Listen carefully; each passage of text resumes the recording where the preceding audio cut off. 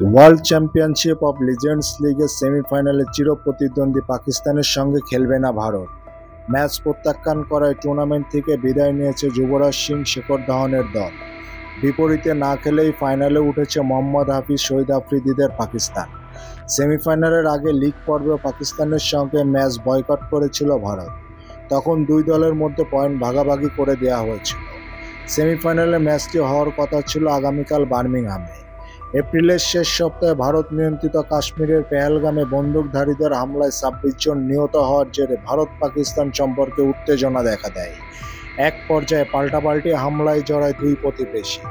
ওই সময় ভারতের অভ্যন্তরে পাকিস্তানের সঙ্গে ক্রিকেটীয় সম্পর্ক ছিন্ন করার জোরালো আওয়াজ ওঠে। এমনকি ভারত আইসিসি ও এসিসি টুর্নামেন্ট ও গ্রুপ পর্বে পাকিস্তানের মুখোমুখি হবে না বলে গুঞ্জন শোনা যাচ্ছিল। আর সেই গুঞ্জনটি সত্য হলো শেষমেশ। এশিয়া কাপে ভারত পাকিস্তান অবস্থান করছে একই গ্রুপে। সারা বিশ্বের ভক্তরা অপেক্ষা করছে এই ম্যাচটি দেখার জন্য। যে অবস্থা দেখা যাচ্ছে, এশিয়া কাপেও কি ভারত পাকিস্তানে ম্যাচ বাতিল হতে যাচ্ছে? তাহলে সেটি সময়ই বলে দিবে।